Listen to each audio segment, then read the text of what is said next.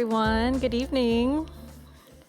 Welcome to our first history talk of the 2023-2024 season. Very excited to see you all again. I see a lot of familiar faces in our audience. Before we begin, can I actually just get a show of hands of how many people have been to a history talk already before with the Lacey Museum? Very cool, very cool. Oh, how many people have been to a Lacey Museum history talk before? Just a show of hands. Yeah. Cool. How many people is it the first time history talk? Oh, welcome. Awesome. Okay. So we are going to get started here. So thank you for joining us this evening. And then thank you for everyone who is watching on Zoom for joining us as well.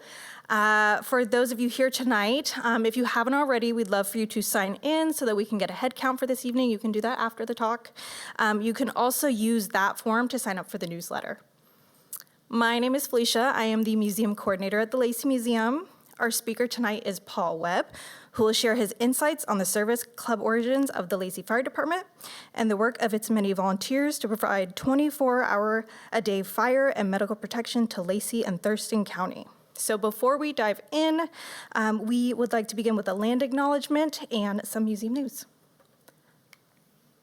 Okay, so the Lacey Museum is on the traditional territories of the Coast Salish people, specifically Southern Lushootseed speakers, Nisqually and Squaxin Island. We acknowledge and remember not to forget those tribal people that are named but not recognized today and absorbed into other tribes for survival or were relocated. We recognize the ancestors and their relations that are still here. Lacey and the South Puget Sound region are encompassed by the Treaty of Medicine Creek, signed under duress in 1854. We respect and affirm tribal sovereignty, and as part of the City of Lacey, we work with the Nisqually and Squaxin Island tribes in government-to-government partnership. Okay, so museum news. Of course, we would always love to see you at the museum. We are open Thursdays, Fridays 11 to 3, and then Saturdays 10 to 4. I have seen a few of you at the museum. It's been good to see you there. Our Smithsonian poster exhibit called Journey Stories is still up at the museum. This exhibit explores how movement has shaped our nation with a look at American expansion and migration, from the earliest settlers and Native American displacement to the effects of transportation on modern mobility. Our tours will include local stories, so I encourage you to join us there. We are also selling Thurston County historical journals tonight after the completion of tonight's program. So if you are interested, those will be available on the back table, and we do take cash or card payment. Coming up next month, we'll hope you join us for our October talk with Emily Evans, communications specialist at Wolf Haven. Wolf Haven has rescued and provided a lifetime home to over 300 displaced, endangered, or captive-born animals in the past 40 years at their sanctuary locations in Tenino, Washington, and Bridger, Montana. So join us for a deep dive on the history of Wolf Haven and the work they continue to do to conserve and protect wolves and their habitats. So for tonight's presentation, we will hold the Q&A section at the end. We will do our best to get questions from our in-person and online attendees. So for folks online, if you have any questions that you think of during the presentation, feel free to submit those in the Q&A button section. It should usually be at the bottom of your screen. And then for those in person, I will be walking around with a microphone. So if you have any questions, please raise your hand. I'll bring the microphone to you so that those watching at home can hear your questions as well. Okay. So now I would like to introduce tonight's speaker, Paul Webb. Paul Webb was born in 1949 in the historic neighborhood of Lacey. He spent 45 years in the fire service in Western Washington State. He is the author of History of Lacey Fire Department, the First Decade, Personal Remembrances of Growing Up in the Lacey Fire Department. He now lives in Lakewood, Washington with his wife, Mary. They have one married son and a grand dog. All right. Thank you, Paul, for being with us tonight. Thank you. Thank you, Felicia, and thank you all of you for being here. And I also want to thank the museum right off the bat for all the help, and Aaron Quinn Velcho, who I worked with in writing the book, who was tremendous at getting me information I didn't know, and I thought I knew everything about the fire department from those years, found out I didn't, and so I want to thank her very, very nicely for that. A couple of introductions I think here might be appropriate. First and foremost, my wife, Mary, is here tonight, and she deserves a hand for being around with me as long as she has. But a week from today will be our anniversary of our 55th first date. So the reason, 55 years, I should say, since our first date. And she's heard me talk about fire department for many years, is sick of it, but I promised her I'd take her out for dinner, so she's here. And I do want to introduce Jim Broman. Jim is the immediate past chief of Lacey Fire Department, and his friend sitting next to him there is Larry Dibble, not the immediate past chief of Olympia, but the longtime past chief of Olympia, longest tenured chief in Olympia's history, I think, right, Larry? And Dwayne Ullman, sitting in front of them, was a longtime volunteer in Lacey, and so I wanted to make sure that those folks are pointed out here tonight. Let's see, I can't walk around, right, Aaron? Do I have to stay here? You can walk a little bit. Okay. Well, let's see. There's cameras, all around. Okay. I didn't know about the microphone or not, but let me go ahead and start, and we'll see how it works. My dad became a volunteer in the Lacey Fire Department on May 28th, 1948, and I was born a little over a year later in August 1949. Oh, thank you. Yeah, that might be good. I can work here for a little while. Gosh, Dad was very active in the department. Dad got into the department. I'll get into it a little bit more as we get into the program, but because of a fire that happened to a family member of his here in the Lacey area, and he wanted to help get a fire department going. And he was managing a store for Henry Turner at the time. He got home out of World War II in 1945, went to work for Henry in the store and worked there until about 1953. Somewhere along the line, probably when I was about 4 or 5, he started putting me in the car and taking me to the fire station. The way volunteers worked, of course, in that time was if there was a fire, they weren't on duty, they would respond either to the station or to the fire. Well, I got to go both places when I was a young boy. My dad wasn't a big hunter or fisherman or anything like that, but he had projects going on all the time. He was very handy with a lot of things, and I hung around with him doing that. Whenever the siren went off, I got to go. So I got to hang around the station, and that is what got me into the fire service some 15 years later. But what I got to learn was the stories of these people. And I sat around listening to Henry Turner and my dad talk, Leroy Parsons and my dad and Henry Turner talking, the Finnegan brothers, which were both volunteers in the department. I heard all of these stories. So as I got a little older, I thought I needed to do something to more formally memorialize those stories. And so that's where the book came from. Let's go ahead and move on to the next slide. This talk tonight, I'm going to break into 2 phases. There's 2 phases to the Lacey Fire Department, the district phase and what I call the elephants phase. Now, the district phase started on April 12th, 1948, and that's when they became, 1949, excuse me. That's when they became a formal fire district. But for 11 months, just shy of 11 months before that, they were run by a service club. And the service club was the Elephants Club here in Lacey. And there are, move to the next slide, there are a little bit of disagreement on when exactly they were formed. The Daily Olympian has 3 different years, one being 1930, one in 1927, one in 1923. Suffice it to say that they were formed sometime in the mid-20s to the early 30s. They did a lot of activities, as most service clubs do. In fact, I'm in a Rotary Club in Lakewood. Our service motto is service above self. Theirs was community service above self-service. So we all have similar goals. At the time, they were supporting the Lacey Children's Home. That was something that was popular in the 20s, and especially during the Depression years. And Fred Munns was a gentleman that was in the Elephants and also supervised the Lacey Children's Home, and the Elephants supported that children's home. And it was for kids that were outright orphaned, or that parents just didn't have a place to keep them to guarantee a roof and three squares a day, so they'd go to the children's home. They sponsored they just did Christmas plays and sponsored school Christmas programs. I put a couple of articles out of the Olympian here. Here's one they did in Lacey School sometime in the 30s, I believe. And this one was an article in 1939 that talked about dances that they would conduct and have the teenagers and the kids in the community come. Every Monday night they did that. And they supported a Boy Scout troop from sometime in the 40s on up into the mid-50s. They had the Lacey School Patrol. Any of us that went to Lacey School might remember there were kids in semi-uniforms that would actually help control traffic out there. And it did funny things back in those days. But they assisted families who lost their houses in fires, and they even set up garbage disposal system to help take care of garbage in the community. So before they had a formal fire department, there were ways that fires were handled in the community. Sometimes it was by people themselves that had protection systems set up in their own houses, especially if they were on a farm out away from anybody. But one of them was they had an engine at St. Martin's. St. Martin's actually ran a small fire department, and it was run by the students and Father Luke.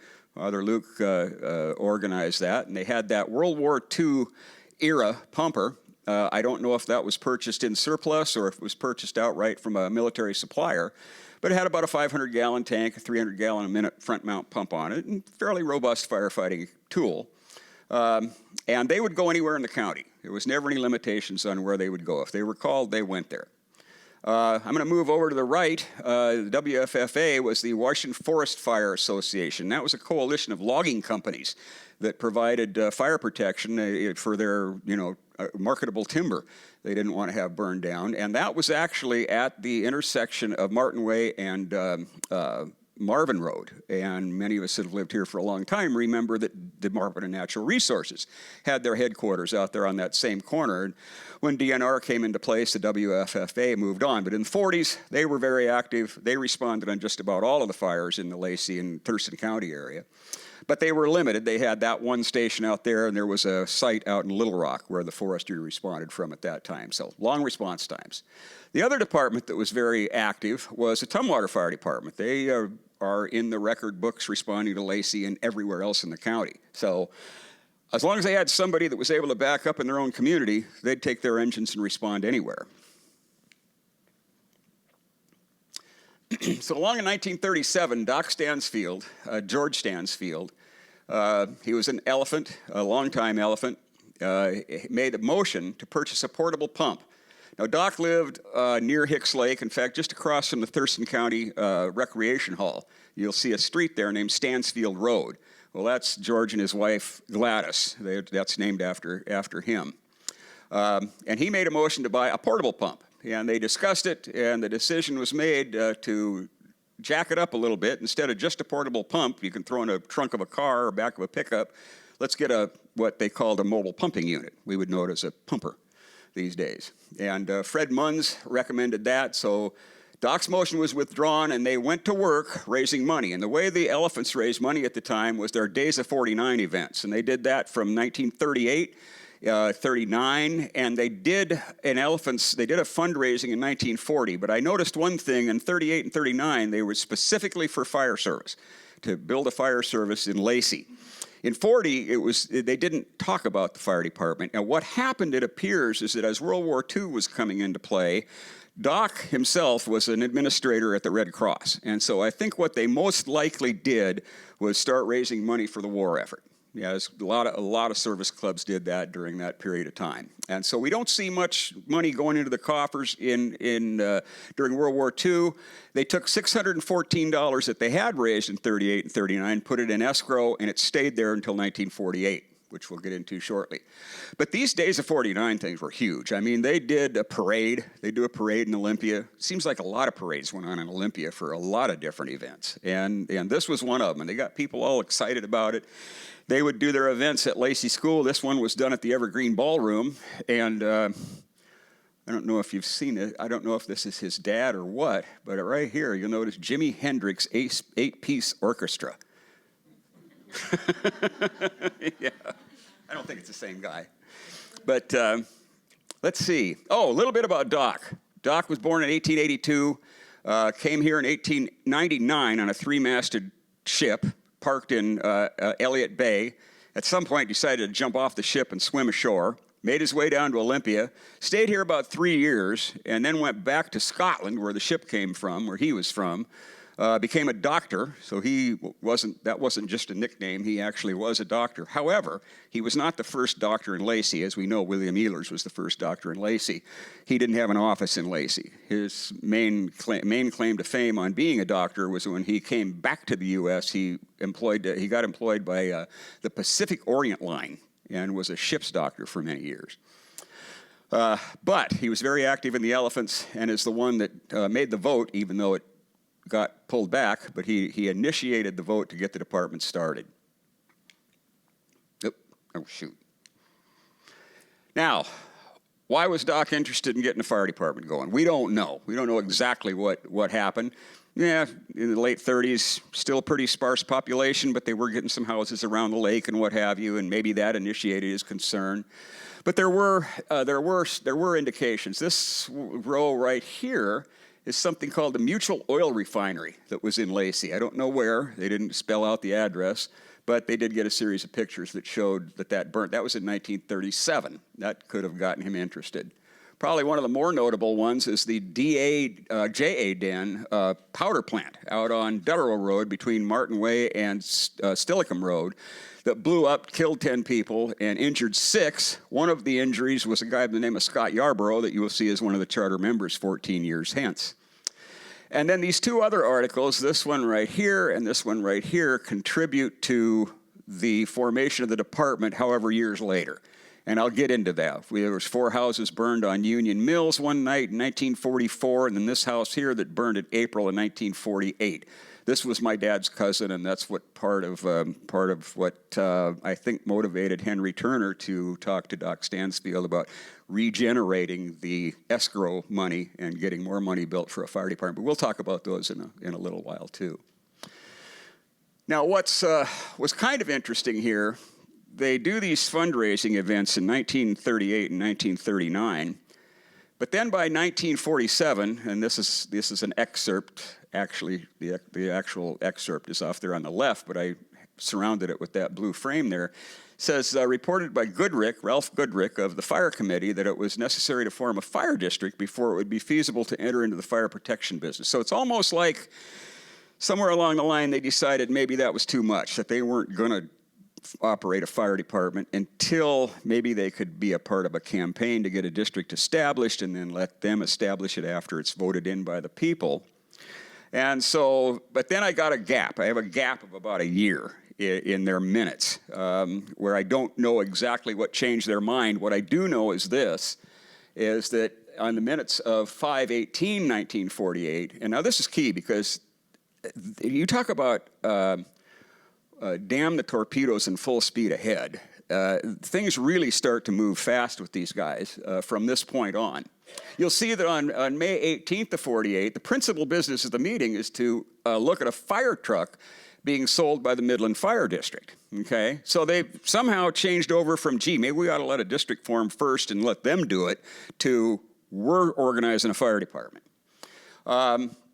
Stansfield, George made a motion again that was not seconded, so poor George is having a struggle getting things going. But they did want to just take another look at the truck. That was scheduled for May 24th. The next series, I'm sorry, I'm getting ahead of myself here.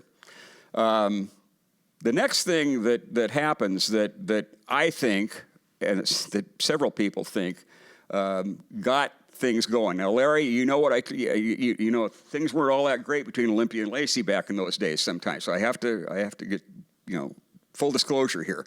It's much better now. But Jack Holman was Al Holman's son. Al was the guy who gave the fire department its first fire station. Al supported the fire department and their second fire station. And I have pictures of both of those here shortly. But he was a real philanthropist. He was a major league commercial contractor in Olympia, building much of the brewery.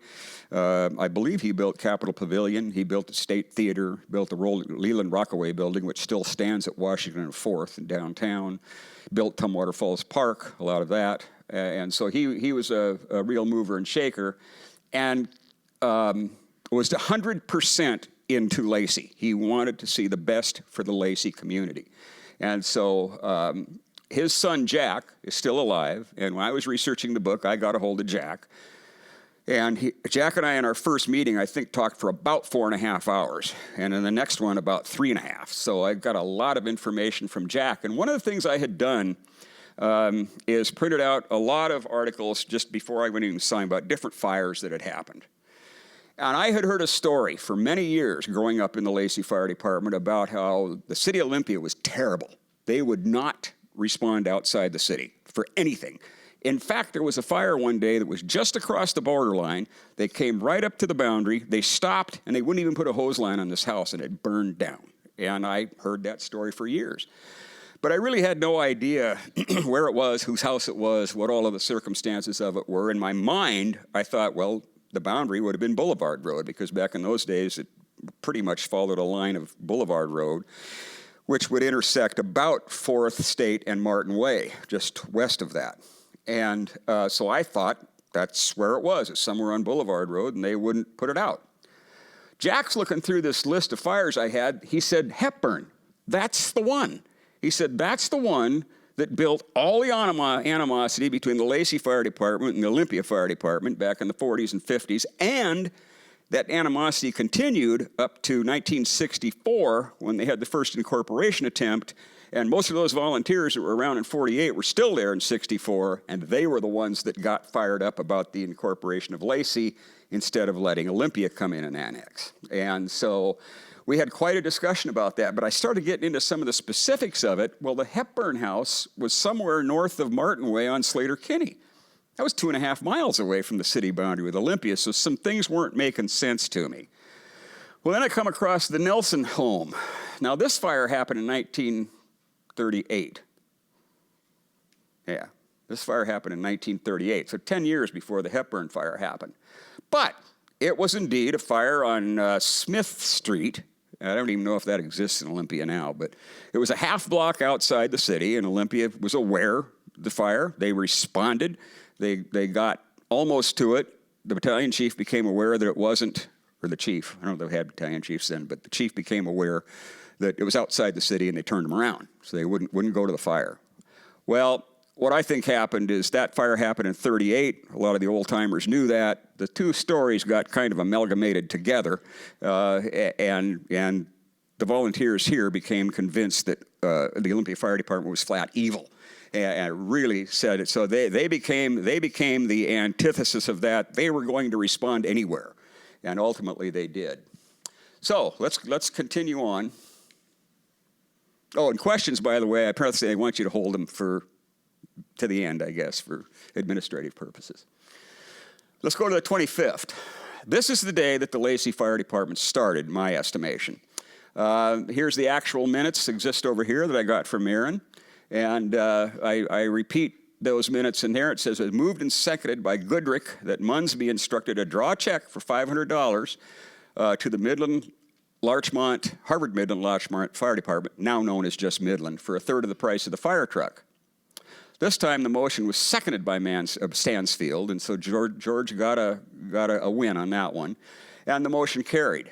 What they had done was looked at the truck. Al Holman, Henry Turner, Ralph Goodrick, and Fred Munns, I believe, went up and looked at it a couple of times and said it was a good buy. Now, on the 28th of May is the day that they got together at the Thurston County Recreation Hall and told people what they were doing in the community and asked volunteers to sign up. And so 37 men, they were all men in those days. They had a women's auxiliary that I'm going to get here to in a minute because they fully did half the work. There's no question about it. But men signed up as volunteers. There were 37 of them that signed up, and of those 37, 29 showed up to be volunteers. All of the charters except for 6 or 7, I think 7 are missing in that picture, are right there, and they were signed up and became their first volunteers. When Jack looked at this picture, he said that. These guys are Lacey. And he, actually, I give Jack credit for it, but he said his dad was, whenever he saw that picture, that's what he said. He was so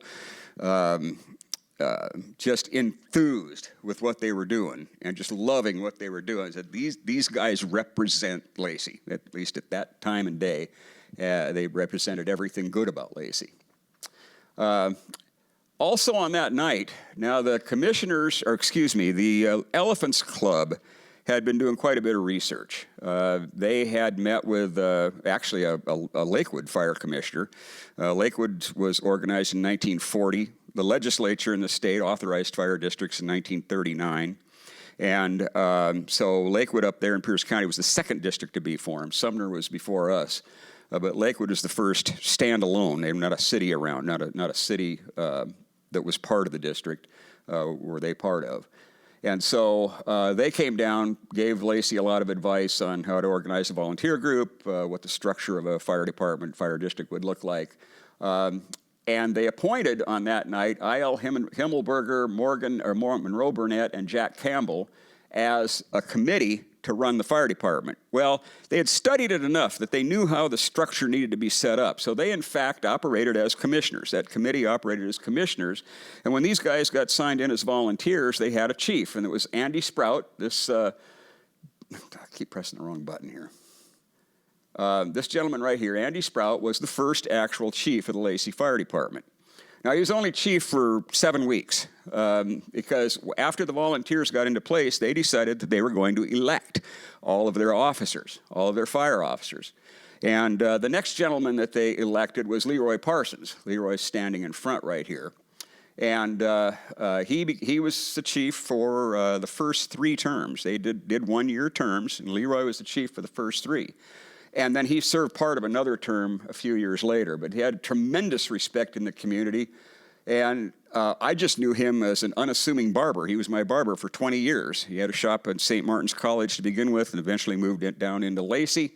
And he was an assistant chief when I was a volunteer on the department. Quiet guy. I mean, he had opinions and he'd let you know them, but he was still a quiet, unassuming guy. Found out in my research that he was a UDT team member in World War II. And I don't know how much you know about the UDT, but Underwater Demolition Team, and they were the precursor for the Navy SEALs, and he was one of those. And I thought, that can't be. Not that man. He's too quiet, you know. But they had tremendous. I think that's where the inspiration came from the rest of them to support Leroy in his chief positions. Okay, so on that night also, Al Holman committed his warehouse to the department to be their first fire station. This just gives you an idea of what the structure was set up like, but I was so endeared to the fact that these guys did this on May 28th. Got those people appointed as commissioners, appointed Andy Sprout. The Corps of Fire Officers, besides Leroy, was put in there by election later on in 48. But on May 28th, they also appointed the social leadership. Henry Turner as the president, Larry Cunningham as the secretary, and Doc Stansfield as their treasurer, who stayed in that position for quite a while. Next, we have their pumper, the rig from Midland. This is what the Lacey guys called Old Betsy. And that rig was a 1932 Model AA. It wasn't called a Model A. Their heavy truck designation was a AA. And with a 3,300-pound gross vehicle weight rating, roughly. And it had on it a 600-gallon tank, which for those of you that are adding this up, that's about 5,000 pounds on a 3,300-pound gross vehicle weight rating axle. And, of course, it had associated hose, fire extinguishers, a ladder that was hand-built by, name just escaped me. Anyway, Tacoma firefighter in the basement of Station 7 in Tacoma built that ladder for use by the Midland Fire Department. Of course, it had about a front mount pump, 300-gallon-a-minute front mount pump, probably a couple 100 pounds on that. Bottom line is this rig had a top speed of 35 miles an hour. And my dad told me plenty of stories of Tommy Finnegan and Pete both had trucks from Al Holman's construction company who had to push it to fires in order for it to get there in any kind of a timely fashion. And over here we have a picture of several of the guys in front of it at Holman's barn. And I'm going to assume that that was taken maybe even on the day that they had it delivered in July of 48. One of the things that they did right off the bat, the very first piece of equipment that Lacey bought was a resuscitator. a breathing machine, if you will. They used it for many years, starting sometime in the 30s, I believe. But Lacey had a lot of drownings back then. There were a lot of resorts on the various lakes. Mullins Resort on Patterson Lake, Linger Longer, Hicks, Southwick Lake had a resort on it, although I think maybe Southwick was closed by the late 40s. But still, a lot of lake activity going on, and so consequently they got drownings once in a while. The one ambulance in the county that came out of Red Top Cab Company, and Red Isham was the owner of it, and Red would drive the cab, and we got an ambulance call. He'd drive like crazy back to the office, grab the ambulance, and take it to wherever in Thurston County it was needed. So the volunteers, when they were first getting started, said they could be a delivery platform to at least provide some degree of comfort, if not outright survival, for people that are waiting for the ambulance from Olympia. And then, of course, there was no treatment that was given on the way to the hospital either. You were scoop and run and just get to the hospital so the doctor can do it. And at least this way, they were able to provide some help. Moving ahead a little bit outside my 11-month time frame that I'm talking about, Doc Ehlers actually worked with the fire department a few times in responding. If the department handled a call that they thought they needed Doc on, they'd call him. If Doc knew he needed oxygen, he'd call the district. And so the two worked together. Maybe you might even call it a very early paramedic system. But anyway, they were one of the first to do that. It's pretty notable, I think, because a lot of departments, including mine in Lakewood, resisted EMS as people began calling us for aid calls. There was a lot of resistance in some departments to that. Lacey never did that. This is a picture of both the first and second station. You'll see up here. This is Al's initial warehouse, first warehouse, and that big overhead door right there is where the rigs were. Two sliding doors that would slide apart and let the engine out. Al even remodeled. There's a little window. You barely see it in this picture, but right behind that dot, it's a little window where Al built a little loft where they could sleep in, and a little lounging area down below in the warehouse where the firefighters could sleep. Now, one of the things that Lacey did, and I have some knowledge of a number of volunteer departments. Lacey, right off the get-go, had 2 firefighters stand duty every night in the station.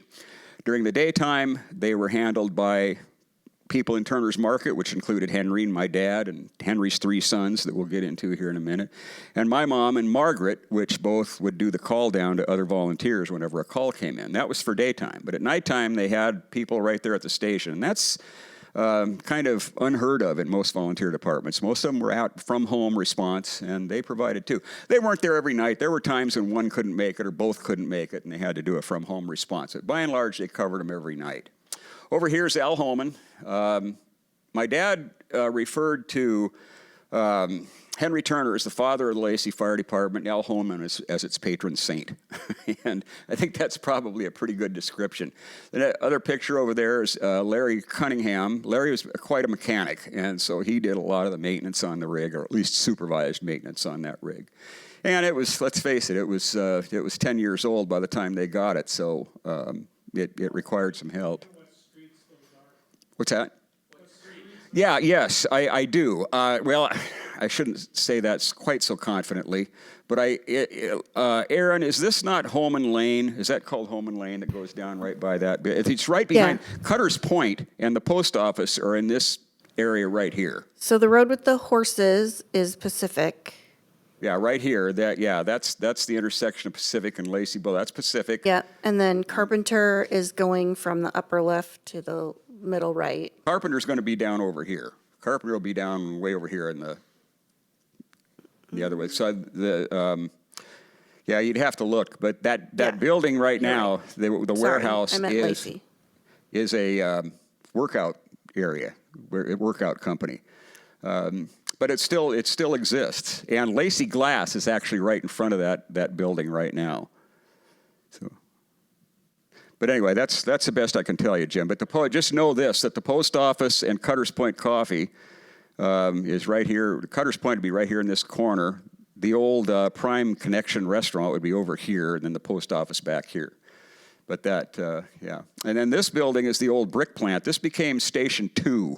When Al built the brick plant, they were only in the main warehouse for probably a year, and then he built the brick plant to make his own brick, and he built this little area right here specifically for the fire department, so they'd have 2 bays to put fire trucks in.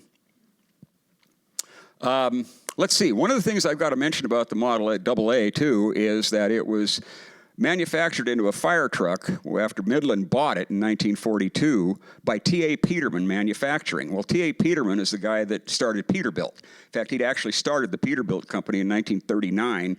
He was still running Peterman Manufacturing in Tacoma whenever he built that rig.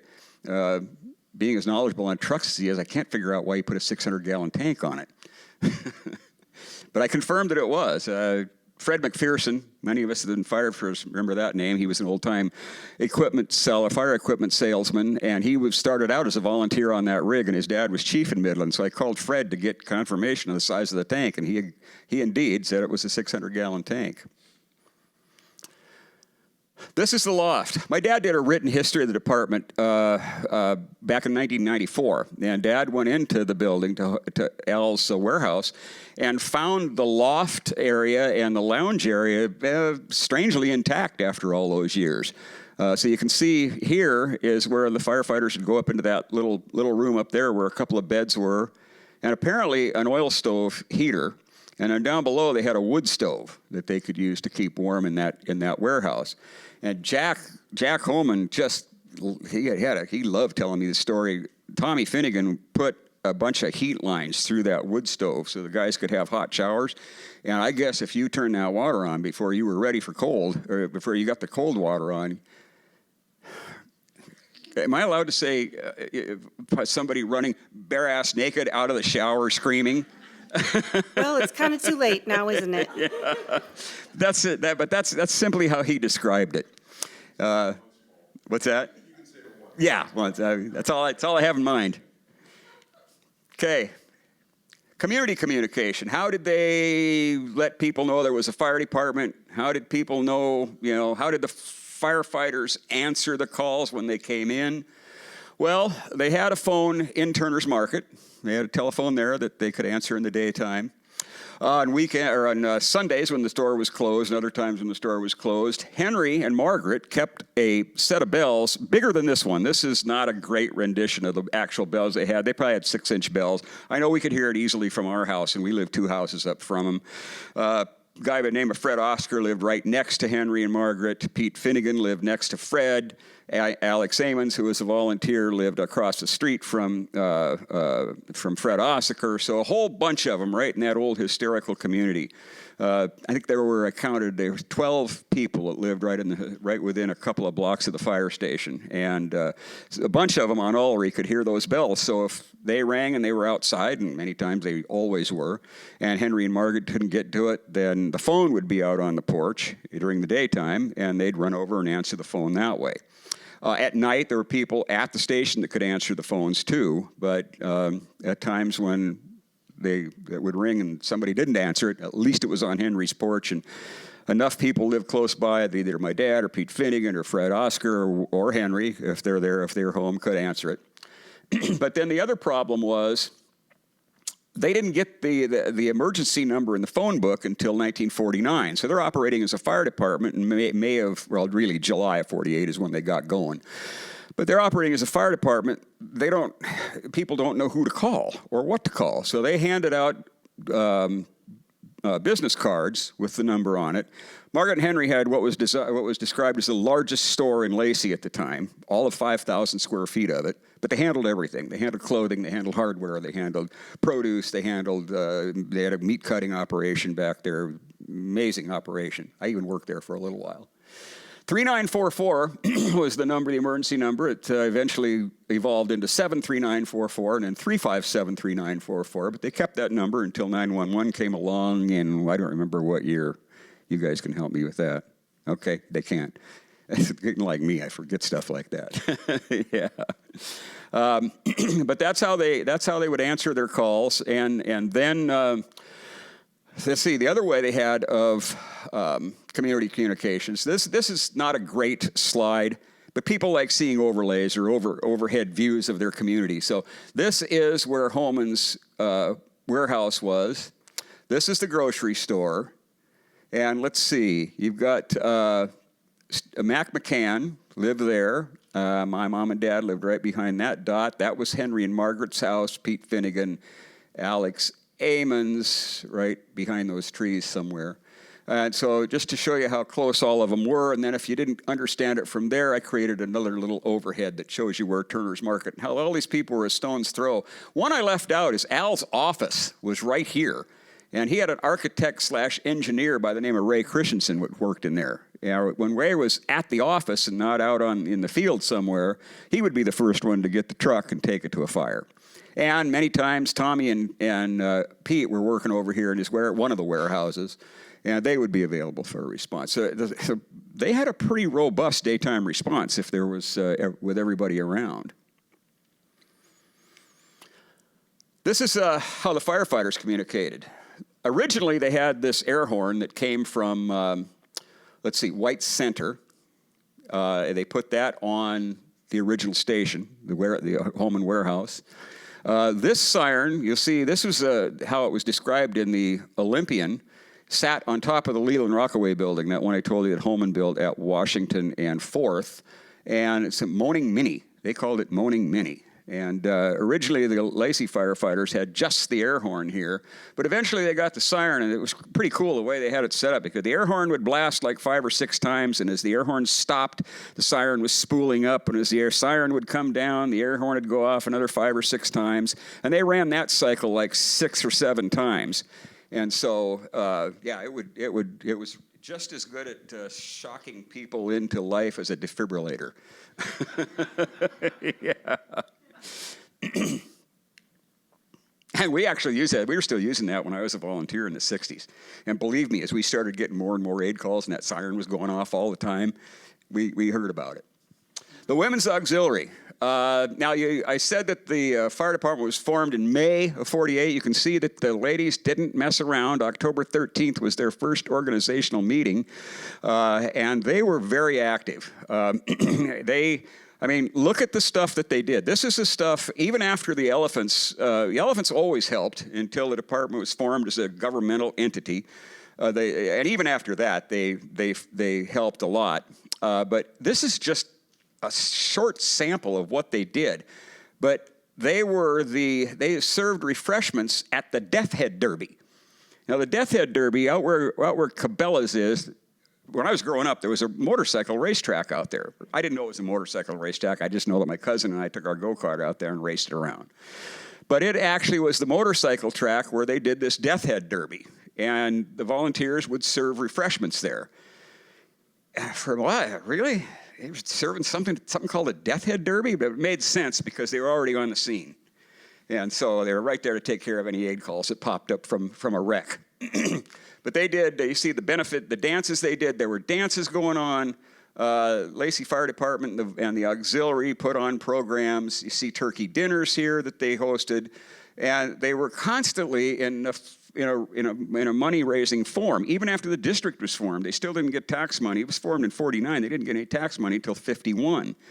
And at the time, there was a reference in the law that said that the district could only purchase firefighting equipment, that anything else had to be purchased with private funds. And I thought, well, that's funny because as growing up on literally every fire that I attended, they were using oxygen and getting, not major burns, but getting burns on their arm. They didn't wear bunker gear with any regularity. You'll see pictures that shows them. Well, I've got one coming up here. But they didn't wear bunker gear. They were always getting hurt. So they would use that. They needed to use it for their own safety. It wasn't something extra. But nonetheless, they took a very literal interpretation of the law, and they had the association purchasing all of their medical aid equipment and their first rescue van, if you will, in 1956, the association bought. But the ladies were very active. They even had their own uniforms. They did some, outside of my 11-month constriction here, they had fire shows in the mid-50s. And the ladies were, I remember them walking into the fire show with these red pedal pushers, white shoes, white purses, and white blouses. And if you think they didn't stand out, they were there to impress. And they were very busy. This is Turner's Market. This is, on the right, is how it exists today. There's I guess it's a restaurant, some kind of restaurant there where the store was, or where the main entrance was. And down on the left is where the old hardware area used to be, but it was bigger. It went further back than it does today. And you can see from here there was some overhangs that they did little different designs on. This is Gordon Foy. And another lady, I always thought it was Ann Foy, but it's not. It's some other lady. And a guy by the name of Stacy Matson that was a state patrolman, I guess, out here in this area. And the picture is Henry. Henry and Margaret bought the store in 1939. Henry became an elephant in 1939. So back to those two fires that I talked about earlier, the Cunningham fire and the fire that my dad's cousin had. Cunningham lived on Union Mills Road, and Union Mills, of course, you might know, is an old company town, basically, from when the actual Union Mill was there. And they've rows of houses that the workers used to live in. Well, after the company quit, they sold those houses off to private owners, and there was whole rows of them, and one night one of them catches fire and burnt 4 of them in 1944. Fort Lewis actually responded to that fire, but, from Fort Lewis, they lost 4 houses. But between the Forestry Department and Fort Lewis, they did manage to stop it after 4 houses. So that fire had happened, and then, of course, that was still during the war. So the end of the war comes, and you saw the minutes earlier where in 1947, they were kind of thinking about what they were going to do, and in 48, they finally started to move on it. Well, one of the things is my dad's relative burned in April in 1948, early April. And so after that happened, my dad was working with Henry at that time, and so for Henry, and Henry became aware of it. And Henry went to Doc Stansfield and said, "What about this fire fund money? Maybe we should look at that and get something going and get a fire department going, because now it's starting to become a little bit more personal." Some of the other things that happened, there was a series of fires. Now, the department was well underway by the time this happened, but it really solidified their desire to get a department. And that was one night, a fire happened on Lacey Street. The Barnes home burned down right there in the historical area.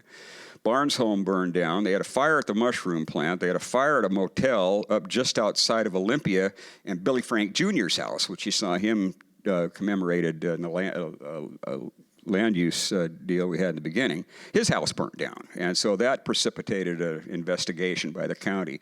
I didn't follow through to see what the investigation turned up, but it was just interesting. That was something else that kind of locked in this need to get going with the fire department.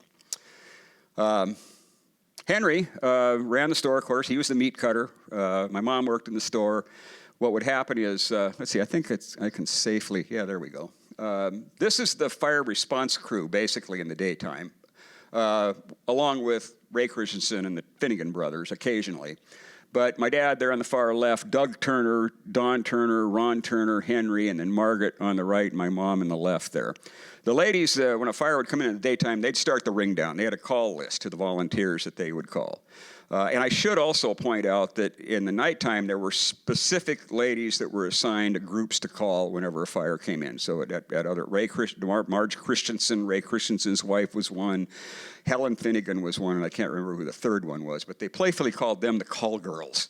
And so they had the call girls that worked to also notify the volunteers. So the boys worked at the store, as needed. They weren't always there, but when they were, they would respond on fires.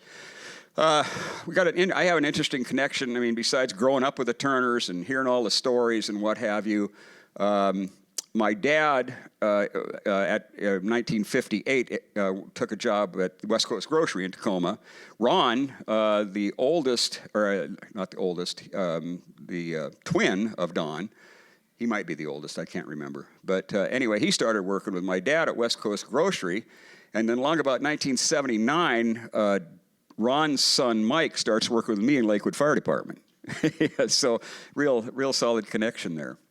But anyway, and I put this picture of the picnic in there. That was an early one, probably in 48 or 49. That's Henry and Margaret in the front, and Noni Yarborough and Helen Finnegan is behind Margaret. But, just as to show, just a sample, they were doing this all the time. Christmas banquets, fire department picnics, all of the events that they did. Talk about fellowship. They were doing something with each other all the time. And talk about building close-knit social fabric, they built it. Let's see. I called them the ready-made fire department. Okay, well, I'm a little bit over time, but not bad. So this takes us to when the district was formed. Like I said, it came into being on April 12th, 1949, after an April 2nd vote confirming it. And I didn't do the math, but I think that vote was something like 87% or 88% in favor. So that was a recognized need. Now, on the commissioners, at that point, Mr. Monroe Burnett, well, by the way, Monroe Burnett appears to have been a real estate broker in the area. I.L. Himmelberger ran the Gwynwood Retreat Center back then, and Jack Campbell was worked for the VA. I'm not sure what he did in the VA, but you can see him in references throughout the Daily Olympian and see quite a bit of what he did. He was replaced by Al Holman, who spent 6 years, along with his wife, Anna, who was the district secretary for that first 6 years, and a guy by the name of Robert Christensen. Robert lasted 2 months, and they had to quit and move on. But also Emil Johnson, who was an active elephant and also ran for commissioner and became one of their first fire commissioners. Resolution 1666 is the one that established the district, and I just put it there to show the end. The end of the elephant's reign, I guess I should say. But one of the things you'll notice, too, I want you to see, because the Lacey guys were always really proud of this, they had the only red truck Lacey had until sometime in the 90s, maybe? Yeah, was that Model A. The two Dodges, when they spec'd them, were white. And my dad explained to me that the reason was there was a bill in the state legislature at the time they were spec'ing those Dodges to have all fire apparatus white. So they painted their trucks white, and then the bill failed. But they still kept them white. And I'm convinced that they kept them white because Olympias were red. Yeah.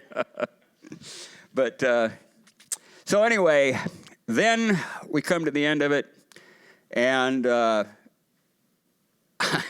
I'm not a writer, so I could have done this thing grammatically a lot different and probably a lot better. But it's one of those things sometimes when you're writing stuff and it just feels really good, and you write it all down and you realize it was a success the first time, was this. And I'm going to read it to you.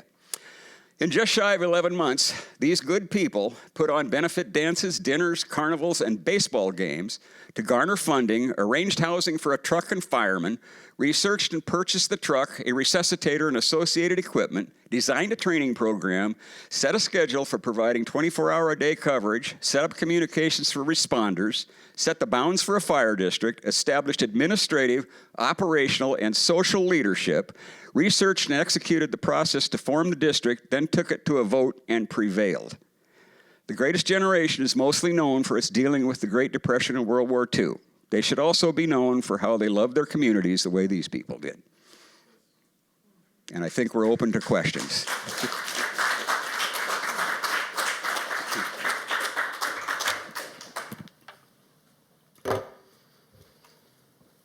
Should I stay here to take the questions? Yes. Okay.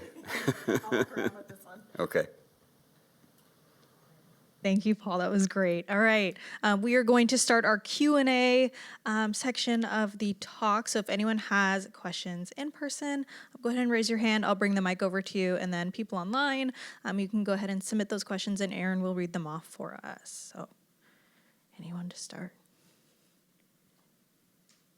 Okay.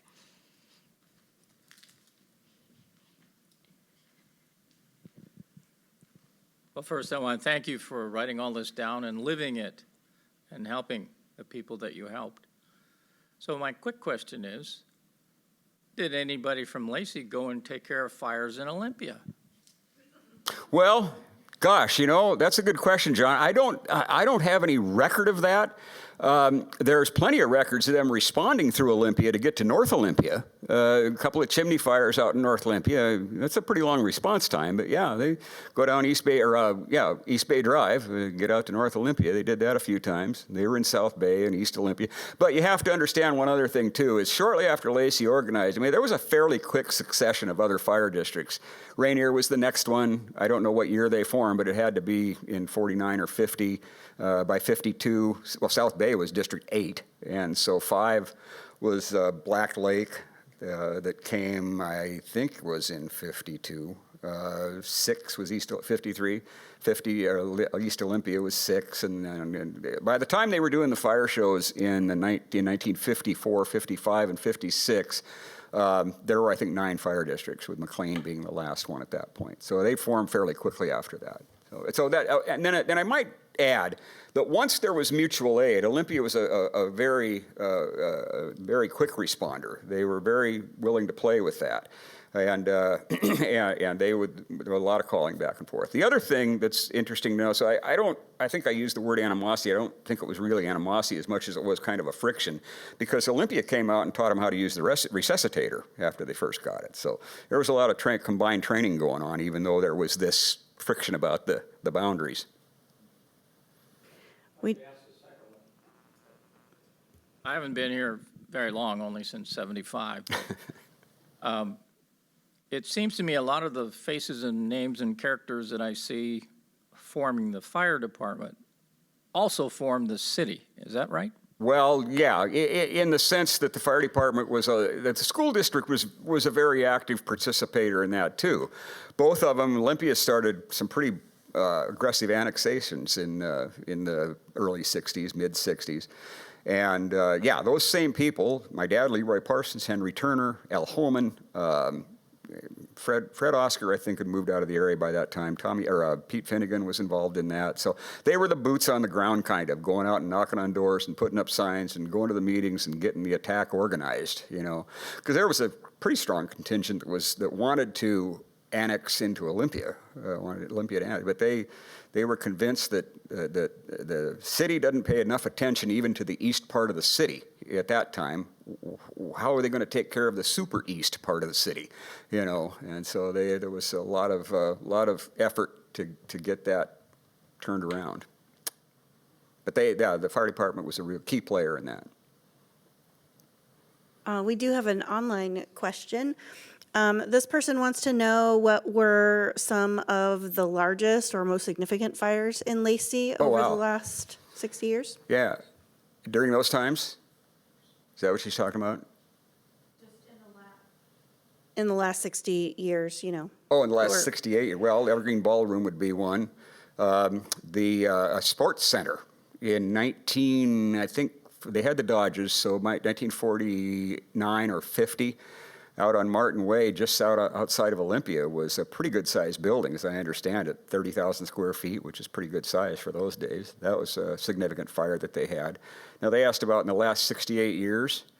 I'm also going to mention St. Martin's College, because I think, Jim, you were the chief when they had a fairly extensive fire at St. Martin's. Is that right? That was before my time. Was that before your time? Okay, I'm sorry.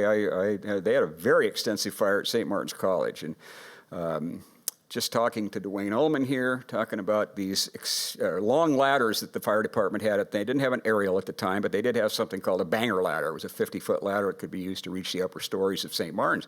It was always a tremendous target hazard, and it was sometime in the early 90s or late 80s that they had a very extensive fire in that building, and they got there, put it out, and any of us that were on the fire department in this community knew that when St. Martin's caught fire, because it was not sprinkled at the time, that it was simply going to burn down. And so I would have to put that as one of their most extensive fires, or maybe not the most extensive, maybe the most well fought, I might say.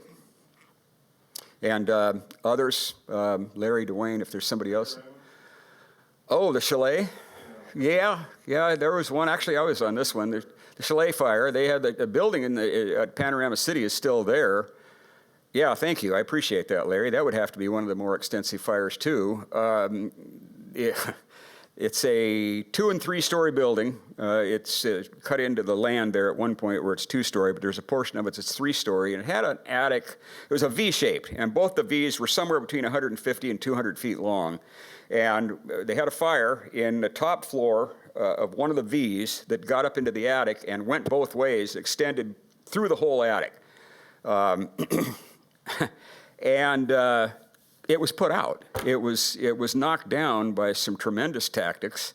There was a hose line brought out to the ground and shot up into that, and it had not vented yet or burnt through the roof. So consequently, the water that hit there caused a steam ball, basically, and absorbed all the heat and put this thing out.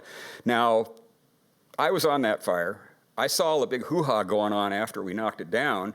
They brought in people from state fire service training, from state agencies that walked. I remember them walking through that attic the next day and looking at, geez, how did you do this? And I'm thinking, I was a brand new firefighter. I didn't know from nothing. But now, after 45 years in the fire service and burning a lot of roofs off buildings, that was the single best top of a fire like that I've ever seen. So that was one of them that happened in the last 68 years. You had the tavern fire at Slater, Kenny, and Pacific. Just to restate that, the tavern fire, Slater, Kinney. That and one I might have Pacific. missed. Do you know when that happened? Chief Brunn was here. Oh, okay. That one I don't recall. What tavern was it? Do you remember? No, Okay. it was right next to the Dairy Queen. I can't remember what it was. Yeah. I was too young, didn't know what it Was that on Pacific or was it did you say Martin Way and Pacific and Slater, Kenny. oh, Pacific and Slater Kenny? There was the Casey's Tavern, but I don't think that burned down. It was the winter, it was cold, we had some frozen hydrants, and so Ole had to come and help do long ways. Okay. There was Casey's Tavern, and there was actually a loss of life in that fire. Casey's Tavern? Yeah, Really? Christmas tree. Okay, that might have been the one you're talking about. That one I don't have any familiarity with. Yeah. Another person online commented that there was the St. Martin's gym fire. I think Oh, that yeah. was in the 70s. Yeah, that's, I didn't really cover that, and I probably Yeah. should have. But yeah, St. Martin, that's part of what caused them to organize a fire suppression effort. They burned a gym in 1909. It was replaced in 1919. It had burned another one. The 1909 rebuild was burned again in 1919. They rebuilt it again, and that one burned in 1985. And by that time, they had Capitol Pavilion, so they didn't need to build another wooden gym down on the flats anymore. But they also had a very extensive forest fire, I guess, that threatened the college in 1932.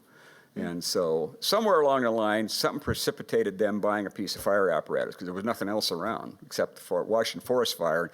Those guys are set up to fight brush fires, and they're not really set up to battle major league wildland fires where trees are burning. So they've got 100-gallon-a-minute portable pumps probably, and that picture I showed you probably had a 200-gallon tank. So it's intended for smaller fires. Kendra? Felicia, hold Oh, on, I'm let's sorry. get a mic. They want you to use the mic. Yeah.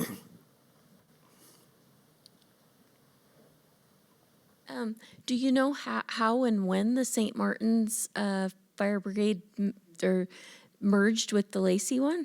Well, they stopped shortly after the district was organized. However, there's plenty of articles in the paper right after the district was organized. They did train together. And so they used St. Martin's as mutual aid.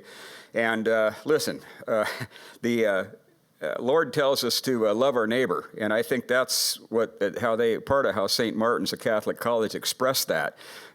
However, I will also say, kind of off the record, that it was students that were running it. Father Luke was the guy that was trying to run it, but they had other stuff they were doing. So sometimes it might show up with a less than full water tank, or somebody that wasn't real sure on how to run the pump, or there was some of that happened.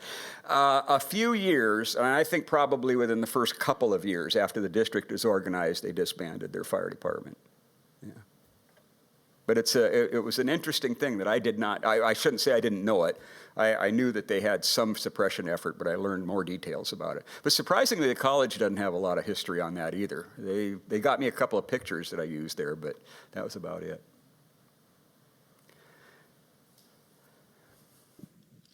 Can you talk briefly to when the fire service started providing emergency medical services? Well, Lacey was right away, as you can see, that resuscitator. And but the fact is they didn't get a lot of calls for it. As people became aware that they had oxygen, they knew they had a drowning, they wanted to get oxygen into a kid, they'd call them. But you'd see them responding on car accidents early on, but they were pretty rare, I'll admit, because people were just geared to, hey, we'll take care of it, or we'll get the ambulance out here and get him into the hospital, When Doc Ehlers came here, like I told you, if he needed oxygen at a situation, because he used to visit people's houses all the time, and he'd go to heart attacks and whatnot to people that were his patients, and so he'd call the department to bring oxygen out, because he had a great little medical bag, but he didn't carry a lot of oxygen tanks with him. They were pretty hefty to carry around, so they could respond. By the time I started in 1966, they had a 1965 Oldsmobile that was a really cool, we hauled people to the hospital in this thing. It had a little jump seat, almost like a real ambulance, and this was nothing more than a station wagon, but we'd take people to the hospital, I wouldn't say all the time, but often enough to, cause real medical people a concern.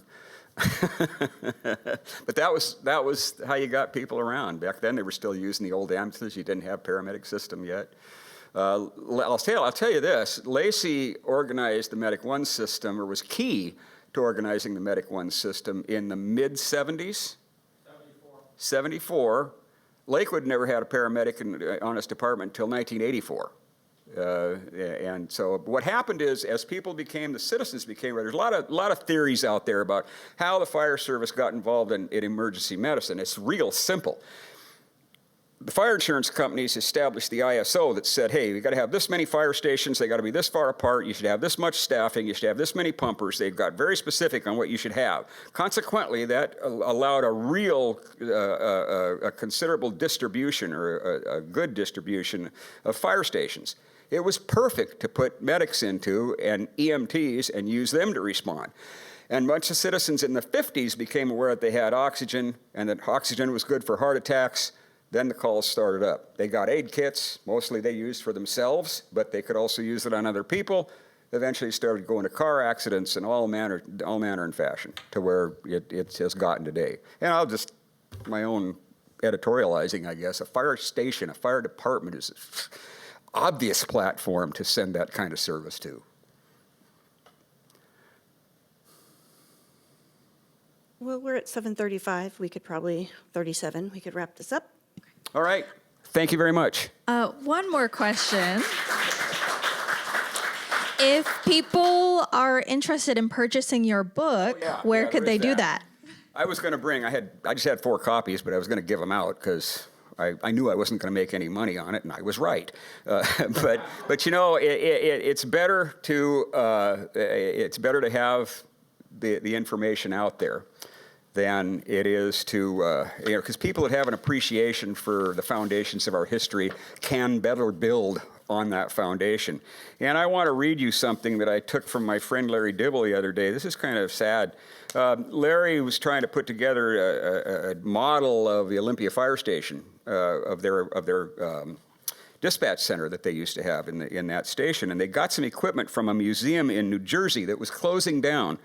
And he said the reason they were is because the current generation showed little or no interest in the old traditions, so they had no one to hand the keys over to in 2021 and closed. I think that's tragic. That's why I think it's so great that you folks are here. Thank you so much, Paul. Thank you, everyone. Book is available on Amazon, he says. Thank you so much for being here tonight, guys. Thank you, Paul, and thank you for those watching at home. We will see you next month.